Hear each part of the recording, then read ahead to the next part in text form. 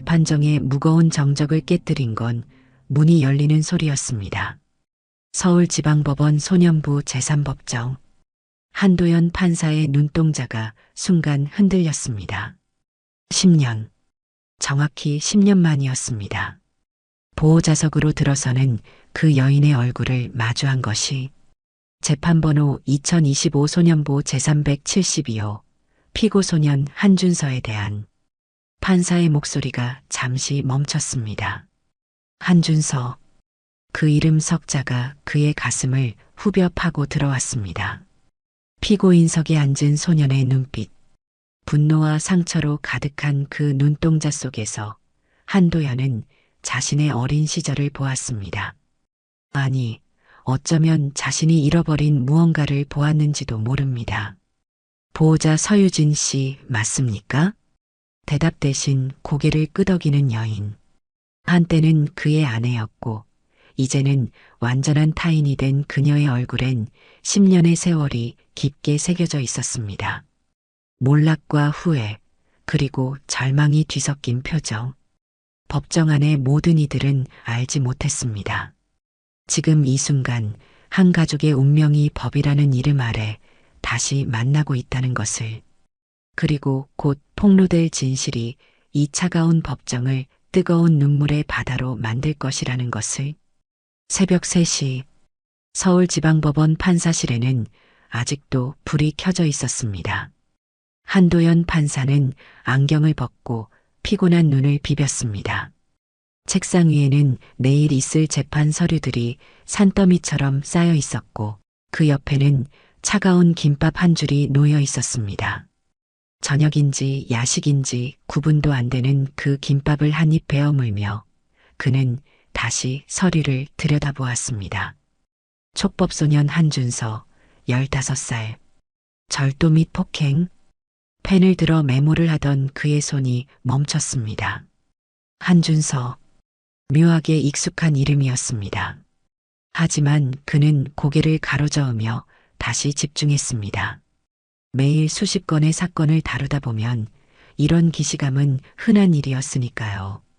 복도에서 들려오는 청소부의 발소리가 텅 빈 법원을 더욱 쓸쓸하게 만들었습니다. 한도연은 창밖을 바라보았습니다. 불 꺼진 도시의 풍경이 마치 자신의 마음처럼 어두웠습니다. 판사님, 아직도 안 가셨어요? 문을 두드리며 들어온 것은 후배 판사였습니다. 그는 걱정스러운 표정으로 한도연을 바라보았습니다. 김 판사, 자네는 왜 아직 여기 있나? 서류 좀 가지러 왔다가.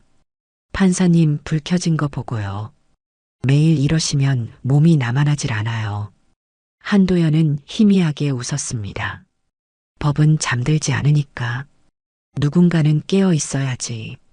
그래도 판사님도 사람이잖아요. 가끔은 자신을 위해서도 사셔야죠. 후배 판사가 나가고 난 뒤 한도연은 다시 혼자가 되었습니다. 책상 서랍을 열자 액자 하나가 보였습니다. 오래전 찍은 가족사진. 행복했던 시절의 흔적. 그는 액자를 뒤집어 놓고 서랍을 닫았습니다. 핸드폰이 울렸습니다. 화면에 뜬 이름은 어머니였습니다. 엄마, 이 시간에 무슨 일이세요? 전화기 너머로 들려오는 어머니의 목소리는 걱정으로 가득했습니다. 도연아, 또 법원이니? 밥은 제대로 먹고 다니는 거니? 네, 엄마. 걱정 마세요. 저는 괜찮아요. 괜찮긴 뭐가 괜찮아. 혼자 사는 게 뭐가 좋다고.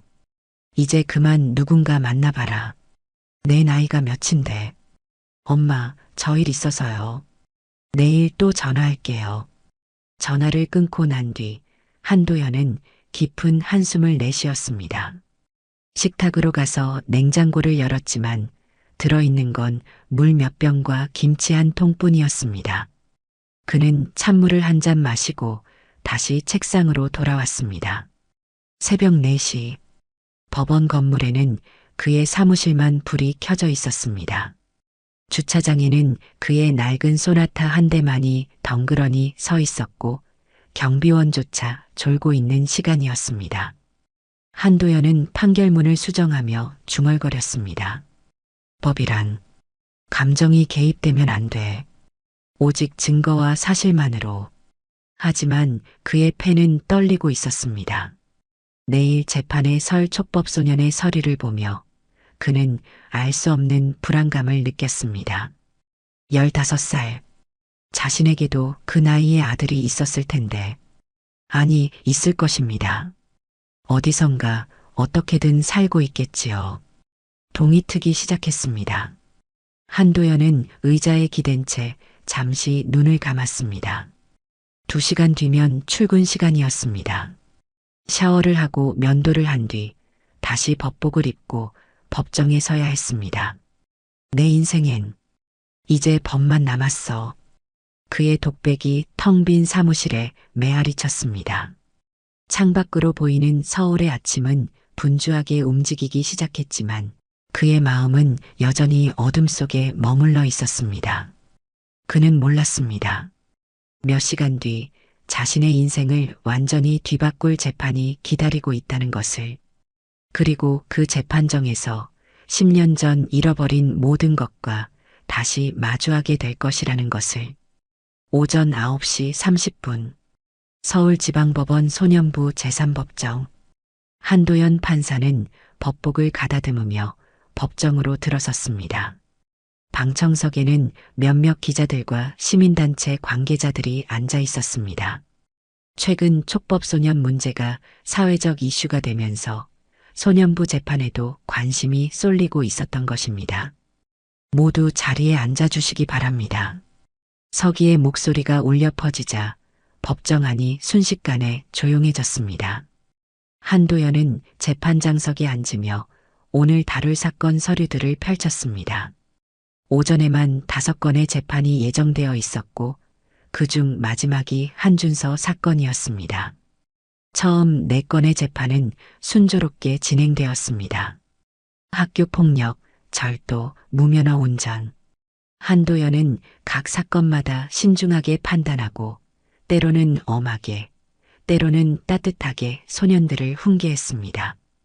그의 판결은 언제나 공정했고 감정을 배제한 채 오직 법과 증거에 따라 이루어졌습니다. 다음 사건, 재판번호 2025 소년부 제372호, 피고소년 한준서에 대한 절도 및 폭행 사건입니다. 서기의 목소리와 함께 연문이 열렸습니다. 구치소 직원의 인도를 받아 들어온 소년의 모습에 한도연의 시선이 고정되었습니다. 까만 머리카락, 날카로운 눈빛, 굳게 담은 입술. 소년은 반항적인 표정으로 피고인석에 앉았습니다. 피고 소년은 신분을 밝혀주시기 바랍니다. 한준서입니다. 소년의 목소리는 낮고 거칠었습니다. 한도연은 서류를 넘기며 사건 내용을 확인했습니다. 편의점에서 라면과 삼각김밥을 훔치다 걸렸고 이를 제지하는 점주를 밀쳐 넘어뜨린 사건이었습니다. 보호자는 입정해 주시기 바랍니다. 그 순간이었습니다. 법정 뒤쪽 문이 열리며 한 여인이 들어섰습니다. 검은색 정장을 입은 그녀는 초췌해 보였지만 그 얼굴은 한도연이 결코 잊을 수 없는 얼굴이었습니다. 서유진. 10년 전 그를 배신하고 떠난 전 부인이었습니다. 법정 안의 공기가 순간 얼어붙은 듯 했습니다. 한도연의 손에 들린 펜이 미세하게 떨렸고 그의 얼굴은 순식간에 창백해졌습니다. 하지만 그는 곧 표정을 가다듬었습니다. 수십 명의 시선이 그를 향해 있었고 그는 판사였습니다. 사적인 감정을 드러낼 수는 없었습니다. 보호자 성함이 어떻게 되십니까? 목소리가 떨리지 않도록 애쓰며 그가 물었습니다. 서유진입니다. 그녀의 목소리도 떨리고 있었습니다. 분명 그녀도 이 상황을 예상하지 못했을 것입니다. 한도연이 이 법원의 소년부 판사라는 것을, 하필 자신의 아들 사건을 그가 맡게 될 것이라는 것을 말입니다. 피고 소년과의 관계는 어머니입니다. 그 순간 한도연의 머릿속이 하얗게 변했습니다. 한준서. 그 이름이 왜 익숙했는지 이제야 알 것 같았습니다. 10년 전 그녀가 떠날 때 데려갔던 5살 아들. 그 아이의 이름이 준서였습니다. 검사가 일어나 기소 내용을 읽기 시작했지만 한도연의 귀에는 아무것도 들리지 않았습니다. 그저 피고인석에 앉은 소년의 얼굴만 보일 뿐이었습니다. 자세히 보니 어린 시절 자신의 모습과 닮은 구석이 있었습니다. 특히 고집스럽게 담은 입술과 날카로운 턱선이 그랬습니다. 판사님? 검사의 목소리에 한도연이 정신을 차렸습니다. 아, 네. 계속하십시오. 그는 안경을 고쳤으며 다시 서류에 집중하려 했지만 손이 계속 떨렸습니다. 법정 안에 몇몇 사람들이 이상한 눈치를 채기 시작했습니다. 피고 소년, 왜 그런 일을 저질렀습니까? 한도연이 최대한 사무적인 목소리로 물었습니다. 배가 고팠어요. 배가 고프면 남의 물건을 훔쳐도 됩니까? 그럼 굶어 죽으란 거예요? 소년의 반항적인 대답에 방청석에서 웅성거리는 소리가 들렸습니다. 한도연은 소년의 눈을 똑바로 바라보았습니다. 그 눈빛 속에는 분노와 함께 깊은 상처가 보였습니다. 어머니는 무슨 일을 하십니까? 한도연이 서유진을 향해 물었습니다. 그녀는 고개를 숙인 채 작은 목소리로 대답했습니다. 식당에서 설거지를 하고 있습니다. 아버지는? 그 질문에 소년이 갑자기 벌떡 일어났습니다. 아버지는 없어요. 우리를 버리고 갔어요. 법정 안이 술렁거렸습니다. 한도연의 가슴에 날카로운 칼이 꽂히는 듯 했습니다. 버렸다고? 그가 버린 것이 아니었는데, 그녀가 불륜을 저지르고 그녀가 떠난 것이었는데, 피고 소년 자리에 앉으십시오. 한도연이 억눌린 목소리로 말했습니다. 왜요? 진실을 말하면 안 돼요? 법정은 진실을 말하는 곳 아니에요? 소년의 목소리가 법정 안에 울려 퍼졌습니다. 아버지가 우리를 버렸어요. 엄마가 힘들게 일해도 돈이 없어서 제대로 먹지도 못해요. 그런데 왜 나만 나쁜 사람이 되는 거예요? 한도연은 잠시 말을 잃었습니다. 그 10년 동안 아이는 자신이 버림받았다고 생각하며 살아왔던 것입니다. 진실을 모른 채 아버지를 원망하며 자랐을 것입니다. 서유진이 갑자기 흐느끼기 시작했습니다. 죄송합니다, 판사님. 제가 잘못 키웠습니다. 다 제 잘못입니다. 그녀의 눈물에 한도연의 마음이 복잡해졌습니다. 분노, 연민, 슬픔, 그리고 알 수 없는 그리움까지. 하지만 그는 이 모든 감정을 억누르고 다시 판사의 얼굴로 돌아갔습니다. 오늘 재판은 여기서 정회하겠습니다. 다음 기일은 다음 주 수요일 오전 10시로 하겠습니다. 그때까지 피고 소년의 환경 조사를 실시하도록 하십시오. 방망이를 두드리는 소리와 함께 한도연은 서둘러 법정을 빠져나갔습니다. 복도를 걸어가는 그의 다리는 후들거렸고 가슴은 미친 듯이 뛰었습니다. 판사실에 들어오자마자 그는 문을 잠그고 의자에 주저앉았습니다. 10년 만에 만난 전 부인, 그리고 자신의 아들. 운명은 정말 잔인했습니다. 그들을 이런 식으로 다시 만나게 하다니.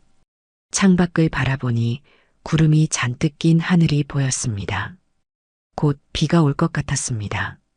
한도연은 서랍을 열고 뒤집어 놓았던 가족 사진을 꺼내 바라보았습니다. 행복했던 시절, 아직 5살이었던 준서를 안고 웃고 있는 자신의 모습이 보였습니다. 준서야. 그의 입에서 10년 만에 아들의 이름이 흘러나왔습니다. 이제 어떻게 해야 할까요? 판사로서 공정한 판결을 내려야 하는데 그 피고인이 자신의 아들이라니. 게다가 아이는 자신을 원망하며 살아왔고 진실을 모르고 있었습니다. 노크 소리가 들렸습니다. 도연아, 나야. 문 밖에서 들려온 것은 친구이자 변호사인 장영우의 목소리였습니다. 한도연은 한숨을 내쉬며 문을 열었습니다. 무슨 일이야? 법정에서 나오는 내 얼굴이 백지장 같더라. 형우야. 한도연은 친구를 보자 그만 무너져 내렸습니다. 10년 동안 쌓아온 감정의 벽이 한순간에 무너진 것입니다. 판사실의 소파에 앉은 장영우는 친구의 이야기를 조용히 듣고 있었습니다. 한도연이 모든 것을 털어놓는 데는 1시간이 넘게 걸렸습니다. 10년 전의 배신, 이혼, 그리고 오늘 법정에서의 재회까지. 그래서 그 아이가 내 아들이 확실한 거야? 형우의 질문에 한도연은 고개를 끄덕였습니다. 한준서, 우리 아들 이름이야. 나이도 맞고 무엇보다 그 아이 얼굴을 보는 순간 알았어. 내 아들이라는 걸. 하지만 넌 판사고 그 아이는 피고인이야. 이건 알아. 회피해야 해. 다른 판사에게 사건을 넘겨야 정상이지. 한도연은 창밖을 바라보며 말을 이었습니다. 하지만 이상하게도 이게 운명인 것 같아. 10년 만에 만난 내 아들을 내가 심판해야 하는 이 상황이. 도연아, 감정적으로 접근하면 안 돼. 넌 늘 냉정하고 공정한 판사였잖아. 그래, 늘 그래왔지. 법은 감정이 아니라 이성으로 판단하는 거라고 늘 그렇게 믿어왔어. 한도연은 책상 서랍에서 낡은 수첩 하나를 꺼냈습니다. 10년 동안 써온 일기장이었습니다. 형우야, 이거 봐. 10년 동안 매일 썼어. 준서 생일마다, 어버이날마다. 보내지 못한 편지들이야. 형우는 수첩을 넘겨보며 한숨을 쉬었습니다. 빼곡히 적힌 글씨들 사이로 한 아버지의 그리움과 죄책감이 묻어났습니다. 그날 밤 한도연은 집으로 돌아왔지만 잠을 이룰 수 없었습니다. 거실 테이블에는 사건 서류가 펼쳐져 있었고 그 위에는 한준서의 환경조사서가 놓여 있었습니다. 부친 마이너스 없음, 모친 마이너스 서유진, 48세, 식당 종업원, 월소득 180만 원, 주거환경 마이너스 반지하 월세방. 보고서를 읽어내려가는 한도연의 눈가가 촉촉해졌습니다. 그 화려했던 서유진이 한때는 명품으로 치장하고 다니던 그녀가 이렇게 비참하게 살고 있다니. 그리고 자신의 아들이 반지하에서 제대로 먹지도 못하며 자랐다니. 피고 소녀는 중학교 2학년 때부터 가출과 무단결석을 반복했으며 학교 성적은 하위권입니다. 다만 IQ 검사 결과 138로 상당히 높은 지능을 보유하고 있으나 환경적 요인으로 인해 한도연은 보고서를 내려놓았습니다. 아들이 똑똑한 아이라는 사실이 오히려 가슴을 더 아프게 했습니다. 제대로 된 환경에서 자랐다면 그 아이는 얼마나 훌륭하게 성장했을까요? 다음 날 아침 한도연은 법원으로 출근하기 전에 한 곳을 들렀습니다. 서유진과 준서가 살고 있다는 반지하 월세방이었습니다. 멀리서 지켜보니 준서가 교복을 입고 나오는 모습이 보였습니다. 하지만 학교 대신 다른 곳으로 향하는 것 같았습니다. 한도연은 멀찍이서 아들을 따라갔습니다. 준서는 한 PC방으로 들어갔습니다. 학교에 가야 할 시간에 PC방이라니. 한도연의 마음이 복잡해졌습니다. PC방 앞에서 한참을 서성이던 한도연은 결국 들어가지 못하고 발길을 돌렸습니다. 지금 자신이 할 수 있는 일은 없었습니다. 법적으로도 아버지로서도. 법원에 도착한 한도연은 선배 판사를 찾아갔습니다. 선배님, 상담 좀 드릴 게 있습니다. 무슨 일인가? 자네답지 않게 얼굴이 상당히 어둡네. 제가 맡은 사건 중에 개인적으로 연관이 있는 사건이 있습니다. 선배 판사는 안경을 벗으며 한도연을 바라보았습니다. 회피 신청을 하게. 개인적 연관이 있다면 공정한 판결을 내릴 수 없지 않나. 하지만 선배님 만약 그 사건이 제게 주어진 운명 같은 것이라면요? 운명? 한 판사, 자네가 그런 말을 하다니. 법정에 운명 따위는 없네. 오직 법과 정의만 있을 뿐이야. 선배 판사의 말이 옳다는 것을 한도연도 알고 있었습니다. 하지만 마음 한구석에서는 이 사건을 끝까지 맡고 싶다는 생각이 들었습니다. 아니, 맡아야만 한다는 생각이 들었습니다. 그날 오후 한도연은 소년원을 방문했습니다. 다른 촉법소년들의 상황을 파악하기 위한 정기 방문이었지만 사실 그의 마음은 온통 준서에게 가 있었습니다. 소년원 원장이 한도연을 안내하며 말했습니다. 요즘 아이들 정말 안타깝습니다. 대부분이 가정 환경 때문에 여기까지 오게 된 거예요. 그래도 아이들에게는 미래가 있지 않습니까? 판사님이 그렇게 생각해 주시니 감사하죠. 하지만 사회는 이 아이들을 범죄자로만 봅니다. 한도연은 소년원 운동장에서 농구를 하는 아이들을 바라보았습니다.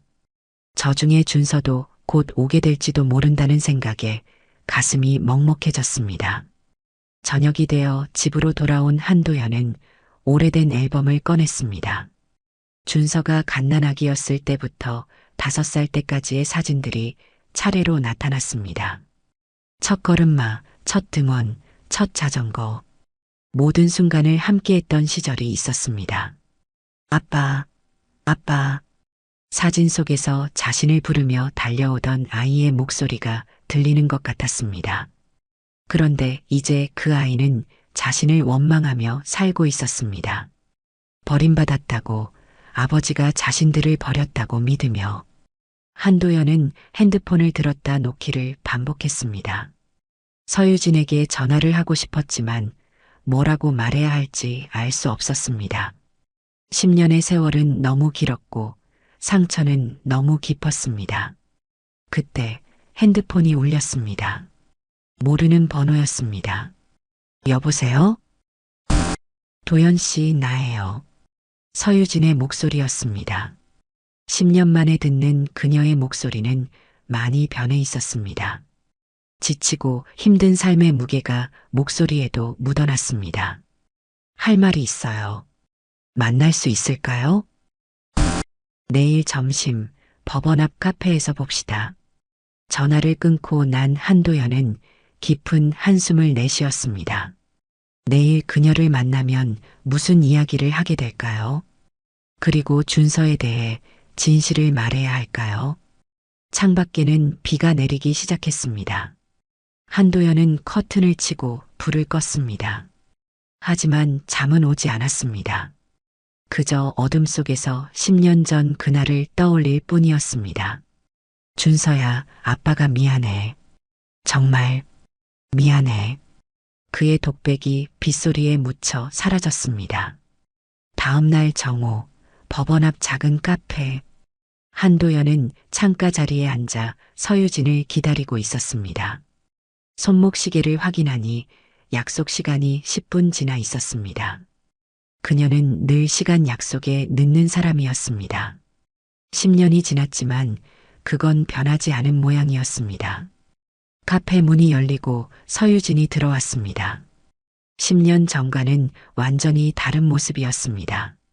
한때 윤기 흘렀던 머리카락은 푸석해졌고 맵시 있던 몸매는 앙상해졌습니다. 무엇보다 눈빛이 달랐습니다. 삶에 지친 사람의 눈이었습니다. 늦어서 미안해요. 일이 늦게 끝나서. 서유진이 자리에 앉으며 말했습니다. 한도연은 묵묵히 커피를 한 모금 마셨습니다. 준서 일로 왔어요. 알고 있습니다. 도연 씨가 판사인 줄 몰랐어요. 법정에서 당신을 봤을 때 정말 심장이 멈추는 줄 알았어요. 서유진의 손이 미세하게 떨리고 있었습니다. 한도연은 그 손을 보며 복잡한 감정이 들었습니다. 준서는 당신이 우리를 버렸다고 생각해요. 한도연의 목소리가 낮아졌습니다. 그렇게 가르쳤습니까? 아니에요. 전 그런 적 없어요. 하지만 아이가 묻잖아요. 아빠는 왜 없냐고. 왜 우리랑 안 사냐고. 뭐라고 대답해야 했겠어요? 진실을 말했어야죠. 당신이 불륜을 했고 당신이 떠났다고. 서유진의 얼굴이 창백해졌습니다. 그 사람은 최상철은 돈이 많았어요. 준서에게 좋은 것을 해줄 수 있을 거라 생각했어요. 당신은 맨날 일만 하고 우리한테는 관심도 없었잖아요. 일을 한 건 가족을 위해서였습니다. 그래요. 당신은 늘 옳았어요. 늘 정의로웠고 늘 원칙적이었죠. 하지만 전 그런 당신이 숨막혔어요. 두 사람 사이에 무거운 침묵이 흘렀습니다. 창밖으로 법원 건물이 보였습니다. 정의의 상징인 저 건물이 오늘따라 차갑게 느껴졌습니다. 최상철은 어디 있습니까? 한도연이 물었습니다. 헤어진 지 오래예요. 그 사람, 사기를 쳐서 감옥에 갔다가 나왔는데 가끔 찾아와서 돈을 뜯어가요. 뭐라고요? 제가 그 사람한테 갔을 때 그 사람 회사 보증을 섰거든요. 회사가 망하면서 빚이 아직도 3억이 넘게 남았어요. 한도연은 충격을 받았습니다. 서유진이 이런 상황에 처해 있었다니. 준서는 그걸 압니까? 몰라요. 알면 안 돼요. 그 아이는 이미 충분히 상처받았어요. 서유진의 눈에서 눈물이 흘러내렸습니다. 도연 씨, 부탁이에요. 준서를 너무 엄하게 벌하지 말아주세요. 그 아이는 나쁜 아이가 아니에요. 그저 환경이. 저는 판사입니다. 개인적인 감정으로 판결할 수 없습니다. 알아요. 당신은 늘 그랬으니까. 하지만 그 아이는 당신 아들이기도 해요. 그 순간 한도연의 핸드폰이 울렸습니다. 법원에서 온 전화였습니다.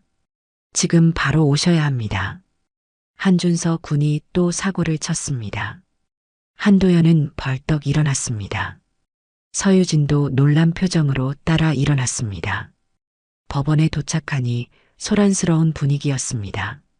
준서가 법원 앞에서 시위를 하던 피해자 가족과 시비가 붙어 폭행을 했다는 것이었습니다.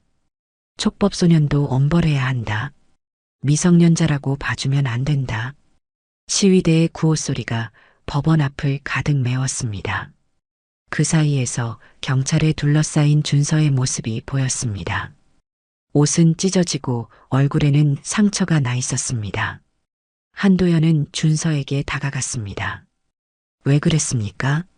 준서는 고개를 들어 한도연을 바라보았습니다. 그 눈빛에는 분노와 절망이 가득했습니다. 저 사람들이 먼저 시비를 걸었어요. 우리 엄마를 욕했어요. 범죄자 부모라고. 그런 부모 밑에서 자란 놈은 역시 범죄자라고. 그래도 폭력은 안 됩니다. 그럼 어떻게 해요? 그냥 참으라고요? 평생 죄인처럼 살라고요? 준서의 외침에 한도연은 할 말을 잃었습니다. 구치소로 다시 끌려가는 준서를 바라보며 한도연은 깊은 무력감을 느꼈습니다. 법으로도 아버지로서도 아무것도 해줄 수 없는 자신이 한없이 작게 느껴졌습니다. 그날 밤 한도연은 사건 파일을 다시 검토했습니다. 준서의 추가 폭행으로 인해 사건은 더욱 복잡해졌습니다. 검사 측에서는 강력한 처벌을 요구할 것이 분명했습니다. 그때 문득 한 가지 이상한 점을 발견했습니다. 준서가 절도를 했다는 편의점의 CCTV 영상을 확인하던 중 화면 구석에 낯익은 얼굴이 잡힌 것이었습니다. 최상철, 서유진이 말한 그 남자였습니다. 한도연은 영상을 확대해서 다시 확인했습니다. 분명 최상철이 맞았습니다. 그는 준서가 물건을 훔치는 것을 지켜보고 있었고 오히려 그것을 부추기는 듯한 제스처를 취하고 있었습니다. 이건 한도연은 즉시 조사를 지시했습니다.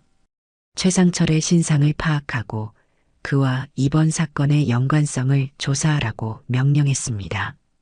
다음 날 아침 조사 결과가 나왔습니다. 충격적이게도 최상철은 그 편의점 주인과 모종의 거래를 하고 있었고 준서를 의도적으로 함정에 빠뜨린 정황이 발견되었습니다. 최상철은 서유진 씨에게 돈을 뜯어내기 위해 준서를 이용한 것으로 보입니다. 조사관의 보고를 들으며 한도연의 분노가 치밀어 올랐습니다. 어른들의 더러운 욕심이 순수한 아이를 망치고 있었던 것이었습니다. 한도연은 펜을 들었습니다. 이제 진실을 밝혀야 할 때였습니다. 법정에서 모든 진실을 낱낱이 밝혀내야 했습니다. 비록 그것이 자신의 과거를 모두 드러내는 일이 될지라도. 준서야, 이제 아빠가 너를 지켜줄게. 한도연의 독백이 새벽의 정적 속에 울려 퍼졌습니다. 재판 전날 밤 한도연은 법원 지하 증거보관실에 있었습니다. 최상철에 대한 추가 조사 자료들이 속속 도착하고 있었습니다. 파일을 넘길 때마다 충격적인 사실들이 드러났습니다. 사기, 횡령, 폭행, 협박. 최상철의 정과는 10개가 넘었고 대부분 약자를 상대로 한 비열한 범죄들이었습니다. 판사님, 이것도 보셔야 할 것 같습니다. 조사관이 건넨 서류를 보고 한도연은 숨이 막혔습니다. 최상철이 서유진에게 보낸 협박 문자들이었습니다. 돈 안 갚으면 내 아들 가만 안 둔다. 애 하나 정도는 쉽게 없앨 수 있어. 내가 누군지 알잖아? 조용히 돈만 가져와. 한도연의 손이 부들부들 떨렸습니다. 서유진이 얼마나 두려웠을까요? 아들을 지키기 위해 얼마나 필사적이었을까요? 다음 날 아침 재판정. 방청석은 전보다 더 많은 사람들로 가득 찼습니다. 언론의 관심도 높아져 여러 기자들이 자리를 잡고 있었습니다. 촉법소년 추가 폭행 사건이라는 제목으로 이미 여러 기사가 나간 상태였습니다. 한도연이 입정하자 법정이 조용해졌습니다. 그는 준서를 바라보았습니다. 구치소에서 며칠을 보낸 아이의 얼굴은 더욱 수척해져 있었습니다. 재판을 시작하겠습니다. 먼저 추가 제출된 증거를 검토하겠습니다. 한도연이 신호를 보내자 대형 스크린에 CCTV 영상이 나타났습니다. 편의점에서의 그날 최상철의 모습이 선명하게 보였습니다. 이 영상을 자세히 보시기 바랍니다. 여기 이 남자가 피고 소년에게 무언가 신호를 보내고 있습니다. 방청석이 술렁거렸습니다. 검사가 벌떡 일어났습니다. 재판장님, 이것은 사전에 제출되지 않은 증거입니다. 본 재판부는 진실을 밝히기 위해 직권으로 조사를 명령했습니다. 계속 보시죠. 화면이 바뀌며 최상철의 신상 정보가 나타났습니다.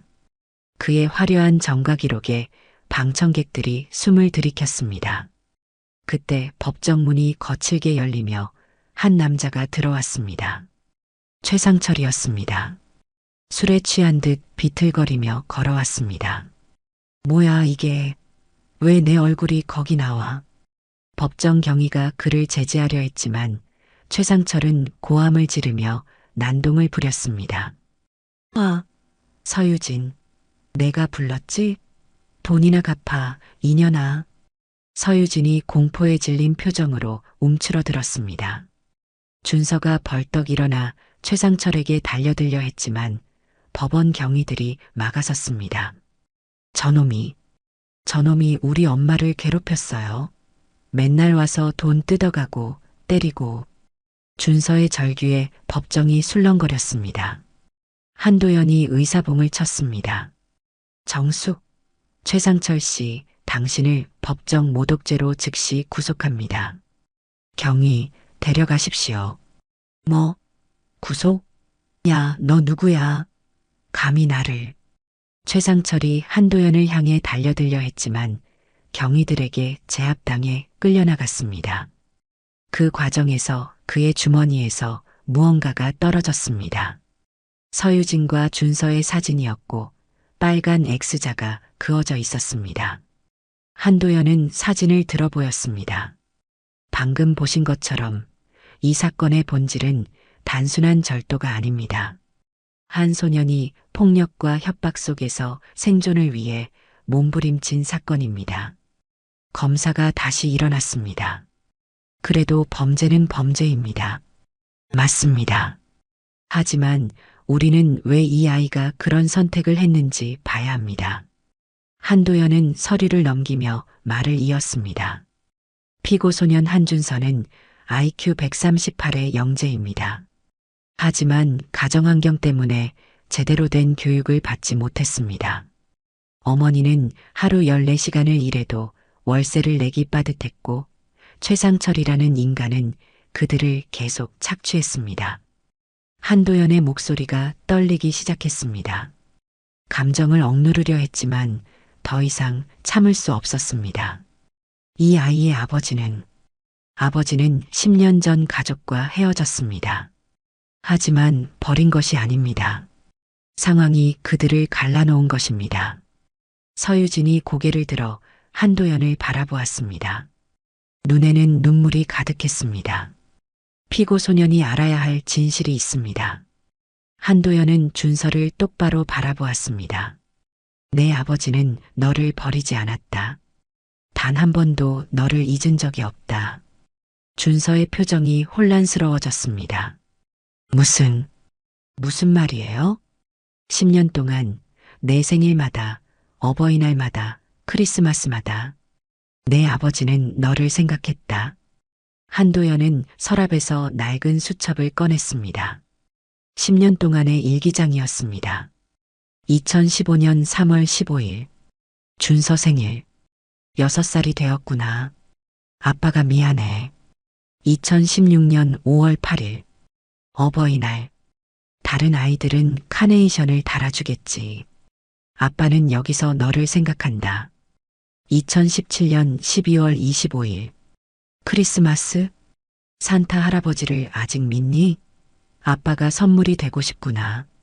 한도연의 목소리를 들으며 준서의 눈에서 눈물이 흘러내렸습니다.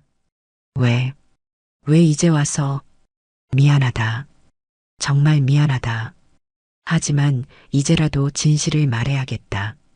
한도연은 의사봉을 내려놓았습니다. 본 재판부는, 아니 나는, 그는 법복을 벗었습니다. 판사가 아닌 한 아버지로서 서고 싶었습니다. 나는 내 아버지다, 준서야. 법정이 충격에 빠졌습니다. 기자들은 미친 듯이 사진을 찍어댔고 방청객들은 수군거렸습니다. 준서가 무너져 내렸습니다. 10년 동안 쌓아온 분노와 원망이 한순간에 무너진 것이었습니다. 아빠, 그 한마디에 한도연도 눈물을 참을 수 없었습니다. 법정이 소란스러워졌습니다. 선배 판사가 급히 들어와 한도연을 데리고 나갔습니다. 이게 무슨 짓인가? 자네 판사 자격을 잃을 수도 있어.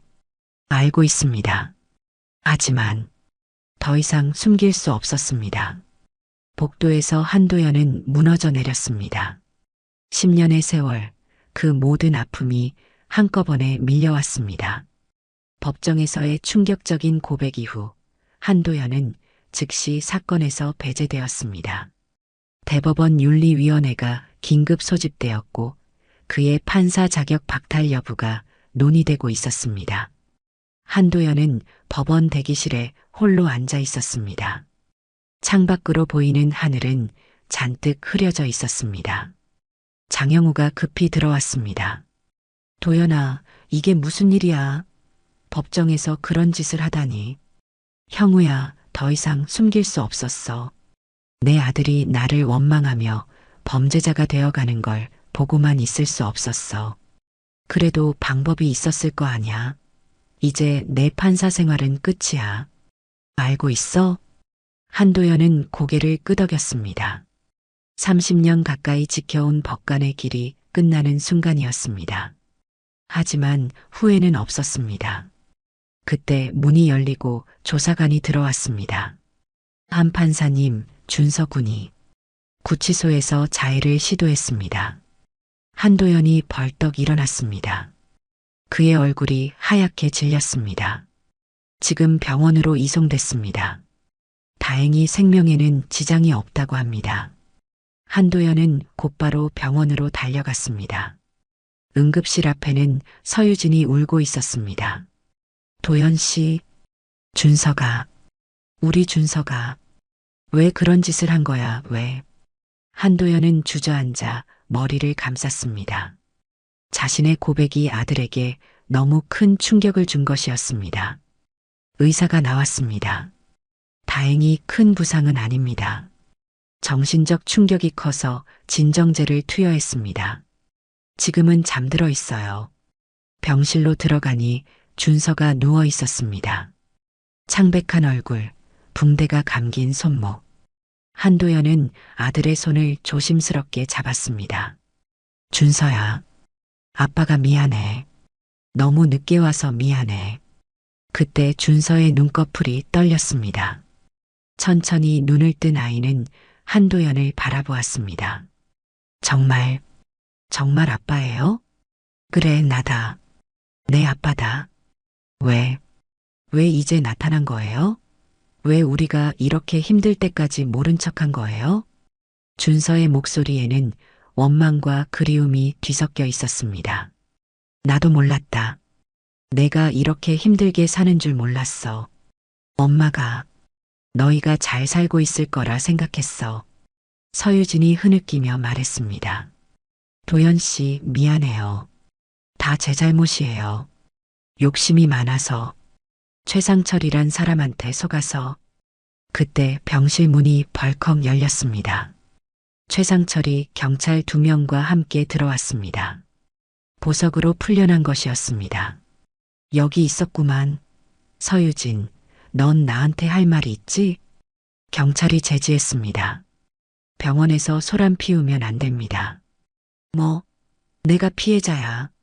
저 여자가 내 돈 3억을 안 갚고 있다고. 최상철이 서류를 흔들며 소리쳤습니다. 여기 차용증도 있고 보증 서류도 있어. 법적으로 받아낼 거야. 한도연이 일어섰습니다. 당신이 최상철입니까? 그래, 나다. 근데 넌 누구야? 아, 그 판사? 아들이 범죄자라며? 그것 참 볼만하네. 판사 아들이 도둑이라니. 최상철의 조롱에 한도연의 주먹이 떨렸습니다. 하지만 그는 참았습니다. 당신이 서유진 씨와 준서를 협박했다는 증거가 있습니다. 증거? 그래, 법정에서 보자고. 아, 맞다. 너 이제 판사 아니지? 자격 박탈됐다며? 최상철이 비웃으며 나가려는 순간 준서가 침대에서 일어났습니다. 그만해요. 모두가 준서를 바라보았습니다. 다 제가 잘못했어요.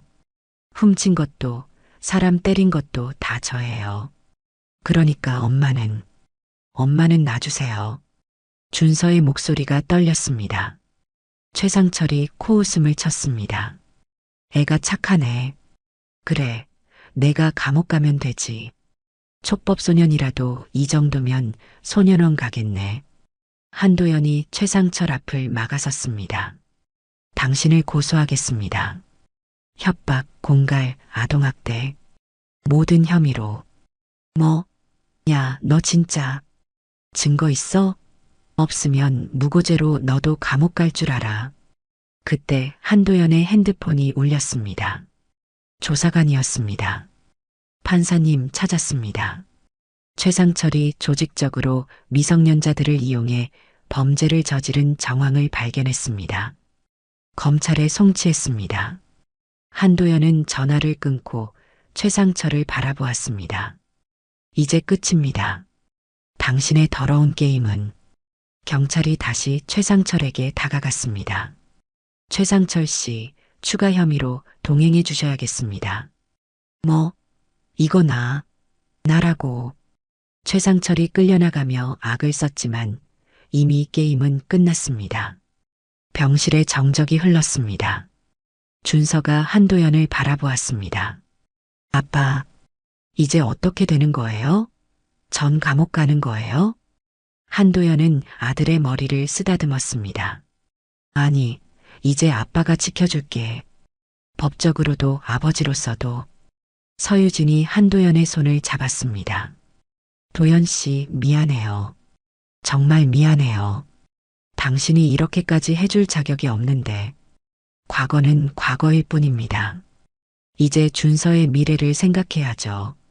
그때 병실 문이 열리고 선배 판사가 들어왔습니다.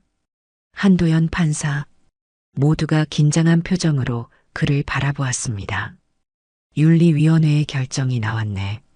자네는 정직 3개월이야. 판사 자격은 유지하되 당분간 재판은 맡을 수 없네. 한도연은 안도의 한숨을 쉬었습니다. 완전히 자격을 잃은 것은 아니었습니다. 그리고 준서 군 사건은 다른 판사가 맡기로 했네. 하지만 정상 참작이 충분히 가능할 것 같아. 선배 판사가 나가고 세 사람만 남았습니다. 한 가족이 10년 만에 다시 모인 것이었습니다. 일주일 후 서울지방법원 소년부 제1법정. 준서의 재판이 다시 열렸습니다. 새로운 판사는 한도연의 선배였던 김정호 판사였습니다. 법정은 이전보다 더 많은 사람들로 가득 찼습니다. 판사의 아들 사건으로 언론의 관심이 폭발적으로 증가했기 때문이었습니다. 한도연은 방청석에 앉아 있었습니다. 정직 처분을 받아 법복을 입을 수는 없었지만 아버지로서 아들의 재판을 지켜보고 있었습니다. 재판을 시작하겠습니다.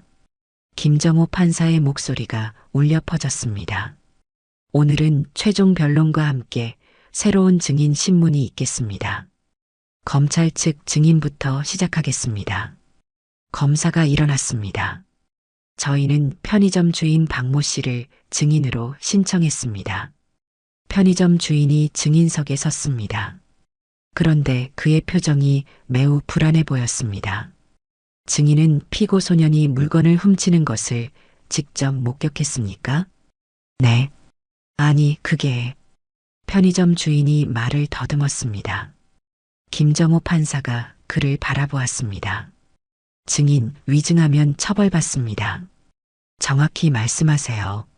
사실 최상철이 시킨 거였습니다. 법정이 술렁거렸습니다. 검사가 당황한 표정을 지었습니다. 무슨 말입니까? 최상철이 그 아이를 함정에 빠뜨리라고 했어요. 돈을 주겠다고. 제가 빚이 있어서. 편의점 주인의 고백에 방청석이 들끓었습니다. 김정호 판사가 의사봉을 쳤습니다. 정숙, 계속하십시오. 최상철이 말했어요. 그 아이가 물건을 가져가게 놔두고 나중에 신고하라고. 그래야 엄마한테서 돈을 뜯어낼 수 있다고. 준서가 눈물을 흘리며 고개를 숙였습니다. 자신이 얼마나 어리석었는지, 얼마나 이용당했는지 이제야 완전히 깨달은 것이었습니다. 변호인이 일어났습니다. 준서의 변호를 맡은 것은 장영우였습니다. 재판부에 추가 증거를 제출하겠습니다.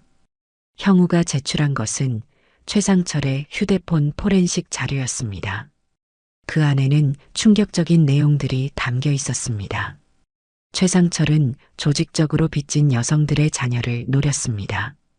아이들을 범죄에 연루시킨 뒤 그것을 빌미로 돈을 뜯어냈습니다. 화면에 최상철의 문자 메시지들이 나타났습니다. 한준서 걸렸음. 이제 엄마한테 청구서 보내면 됨. 애 하나 더 걸려야 할 듯. 목표액 못 채움. 미성년자는 처벌도 약해서 써먹기 좋음.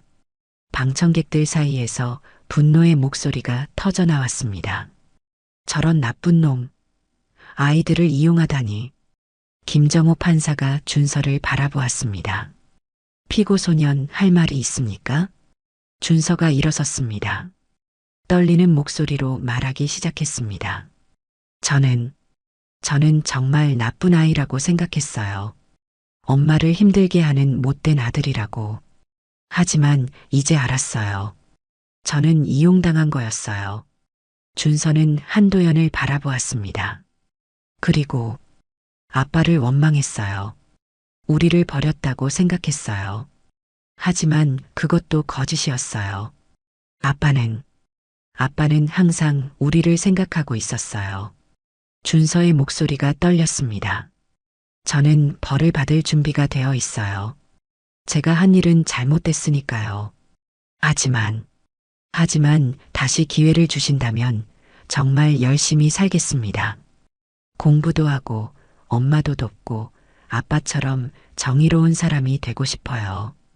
법정에 정적이 흘렀습니다. 몇몇 방청객들은 눈물을 훔치고 있었습니다. 형우가 최종 변론을 시작했습니다. 재판부, 이 사건의 본질을 보아주십시오. 한 소년이 어른들의 탐욕과 거짓말 속에서 희생양이 된 사건입니다. 그는 피해자입니다. 형우는 준서의 학교 성적표를 제시했습니다. 이 아이는 IQ 138의 영재입니다. 제대로 된 환경만 주어진다면 사회에 큰 기여를 할 수 있는 인재입니다. 한 번의 실수로 이 아이의 미래를 망치지 말아 주십시오. 검사가 일어났습니다. 그래도 법은 지켜져야 합니다. 피고 소년이 절도와 폭행을 한 것은 사실입니다. 맞습니다. 하지만 법은 처벌만을 위한 것이 아닙니다. 특히 소년법은 교화와 보호를 우선시합니다. 형우는 한 장의 서류를 더 제출했습니다. 한도연 전 판사가 작성한 탄원서입니다. 아니, 한 아버지가 쓴 편지입니다. 김정호 판사가 탄원서를 읽기 시작했습니다. 존경하는 재판부, 저는 30년 가까이 법관으로 살았습니다. 늘 법과 정의를 최우선으로 생각했습니다. 하지만 이번 사건을 통해 깨달았습니다. 법보다 중요한 것은 사람이라는 것을. 제 아들 준서는 잘못을 했습니다. 하지만 그 잘못은 어른들이 만든 환경 때문이었습니다. 부디 이 아이에게 기회를 주십시오. 새롭게 시작할 기회를. 김정호 판사는 잠시 생각에 잠겼습니다. 그리고 천천히 입을 열었습니다. 본 재판부는 다음과 같이 판결합니다. 법정이 숨을 죽였습니다. 피고 소년 한준서는 절도 및 폭행의 혐의가 인정됩니다. 하지만 김정호 판사는 준서를 바라보았습니다. 본 재판부는 피고 소년이 성인 범죄자들에게 이용당한 피해자임을 인정합니다.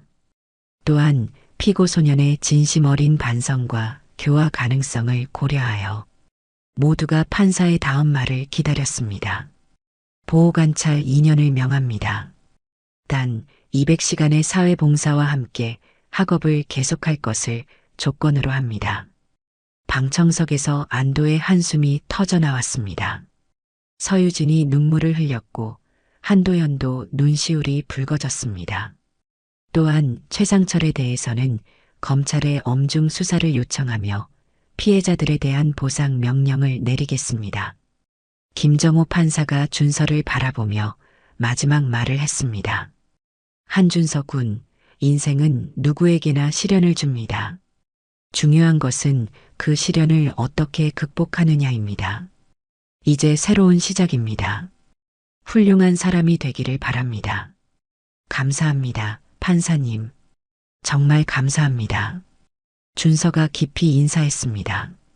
재판이 끝나고 법정을 나서는 세 사람의 모습이 보였습니다. 한도연, 서유진, 그리고 준서. 10년 만에 다시 만난 가족이었습니다. 재판이 끝난 후 3개월이 지났습니다. 늦가을의 서울, 한강공원에 세 사람이 나란히 앉아 있었습니다. 한도연은 정직 기간을 마치고 다시 법복을 입게 되었고, 준서는 검정고시를 준비하며 새로운 삶을 시작했습니다. 서유진은 최상철로부터의 빚에서 법적으로 해방되어 이제는 작은 식당에서 정식 직원으로 일하고 있었습니다. 아빠, 이거 보세요. 준서가 성적표를 내밀었습니다. 검정고시 모의고사에서 전과목 90점 이상을 받은 것이었습니다. 대단하구나. 역시 우리 아들이야. 한도연의 칭찬에 준서가 쑥스럽게 웃었습니다. 그 미소가 어린 시절 모습과 똑같아서 한도연의 가슴이 뭉클해졌습니다. 도연 씨, 정말 고마워요. 당신이 아니었다면. 서유진이 말했습니다. 한도연은 고개를 저었습니다. 과거는 과거일 뿐입니다. 이제는 준서의 미래가 중요하죠. 그들은 함께 한강을 바라보았습니다. 물결이 햇빛을 받아 반짝이고 있었습니다. 아빠, 저 정말 판사가 되고 싶어요. 준서의 갑작스러운 말에 한도연이 놀라 돌아보았습니다. 판사가? 네. 아빠처럼. 아니, 아빠보다 더 좋은 판사가 되고 싶어요. 저처럼 어려운 환경에 있는 아이들을 도와주는 판사요. 한도연은 아들의 어깨를 감쌌습니다. 쉽지 않은 길이야. 하지만 내가 정말 원한다면 아빠가 도와줄게. 저도 도울게요. 서유진도 준서의 손을 잡았습니다. 10년 만에 가족이 진짜 가족이 된 순간이었습니다. 다음 날 한도연은 법원으로 복귀했습니다. 동료들이 따뜻하게 맞아주었습니다. 한 판사, 돌아온 것을 환영하네. 선배 판사가 악수를 청했습니다. 이번 일로 많은 것을 배웠겠지? 네, 법은 사람을 위해 존재한다는 것을 깨달았습니다. 한도연은 다시 소년부 판사로 일하게 되었습니다. 첫 재판을 앞두고 그는 거울을 보며 법복을 가다듬었습니다. 예전과 같은 법복이었지만 그것을 입은 사람은 달라져 있었습니다. 법정에 들어서자 피고석에 앉은 한 소년이 보였습니다. 16살 준서와 비슷한 나이였습니다. 절도 혐의로 기소된 소년의 눈에는 두려움과 반항심이 섞여 있었습니다. 내 이름이 뭐니? 한도연이 부드럽게 물었습니다. 김민수입니다. 민수야, 왜 그런 일을 했는지 천천히 말해보렴. 예전에 한도연이었다면 사무적으로 진행했을 재판이었지만 이제는 달랐습니다. 그는 소년의 이야기를 끝까지 들었고 그 뒤에 숨겨진 아픔을 이해하려 노력했습니다. 재판이 끝난 후 한도연은 판사실에서 준서에게 전화를 걸었습니다. 아빠, 오늘 재판 어땠어요? 오늘 너와 비슷한 아이를 만났어. 그 아이를 보니 내 생각이 났다. 그 아이도 기회를 받았어요? 그래, 모든 아이는 두 번째 기회를 받을 자격이 있으니까. 전화를 끊고 한도연은 창밖을 바라보았습니다. 법원 앞 광장에서 준서가 손을 흔들고 있었습니다. 사회봉사를 마치고 아빠를 기다리러 온 것이었습니다. 한도연이 법원을 나서자 준서가 달려왔습니다. 아빠, 오늘 봉사활동 가서요. 어린 아이들한테 공부 가르쳐 줬어요. 정말 보람 있었어요. 그래, 대견하다. 두 사람은 나란히 걸었습니다. 석양이 그들의 뒤를 비추고 있었습니다. 아빠, 최상철은 어떻게 됐어요? 징역 7년을 선고받았어. 여러 아이들을 괴롭힌 대가야. 엄마는 이제 정말 자유로운 거죠? 그래, 이제 아무도 너희를 괴롭힐 수 없어. 그들은 작은 식당에 도착했습니다. 서유진이 일하는 곳이었습니다. 유리창 너머로 그녀가 밝게 웃으며 손님을 응대하는 모습이 보였습니다. 엄마가 행복해 보여요. 준서가 말했습니다. 그래, 우리 모두가 이제야 행복을 찾은 것 같구나. 식당으로 들어서자 서유진이 반갑게 맞았습니다. 어서 와요. 오늘은 내가 특별히 준비한 게 있어요. 테이블 위에는 정성스럽게 차려진 저녁상이 놓여 있었습니다. 그리고 작은 케이크 하나. 오늘이 무슨 날인데요? 준서가 물었습니다. 우리가 다시 가족이 된 지 100일째 되는 날이야. 서유진의 말에 모두가 웃었습니다. 한도연이 일어나 잔을 들었습니다. 우리 가족을 위하여. 그리고 새로운 시작을 위하여. 세 개의 잔이 부딪히는 소리가 작은 식당을 채웠습니다. 1년 후 서울지방법원 대강당에서 한 특별한 강연이 열리고 있었습니다. 강연자는 한도연 판사였고 주제는 법과 인간, 그리고 용서였습니다. 법은 차갑지만 그것을 다루는 사람은 따뜻해야 합니다. 저는 제 아들을 통해 그것을 배웠습니다. 청중석 맨 앞줄에 준서가 앉아 있었습니다. 이제 고등학교 검정고시를 통과하고 대학 입시를 준비하는 청년이 되어 있었습니다. 진정한 정의는 복수가 아니라 진실을 바로 세우는 용서입니다. 용서는 과거를 지우는 것이 아니라 미래를 만드는 것입니다. 강연이 끝나고 많은 박수가 쏟아졌습니다. 한도연은 무대에서 내려와 준서에게 다가갔습니다. 아빠 멋있었어요. 너도 언젠가는 이 무대에 서게 될 거야. 네, 꼭 그럴게요. 아빠보다 더 좋은 판사가 되어서요. 두 사람은 법원을 나섰습니다. 하늘은 맑았고 세상은 밝았습니다. 멀리서 서유진이 손을 흔들며 다가오고 있었습니다. 이제 그녀는 작은 식당의 공동 운영자가 되어 있었습니다. 축하해요. 강연 정말 좋았대요. 세 사람은 함께 걸었습니다. 10년의 이별, 아픔과 오해, 그리고 용서와 화해. 그 모든 것을 겪고 나서야 그들은 진짜 가족이 되었습니다. 한도연의 나레이션이 마지막을 장식했습니다. 법이란 잘못을 심판하는 것이 아니라 다시 일어설 기회를 주는 것입니다. 그리고 가족이란 혈연으로 맺어진 관계가 아니라 서로를 이해하고 용서하며 함께 걸어가는 사람들입니다. 우리는 법정에서 만났지만 이제는 사랑으로 하나가 되었습니다.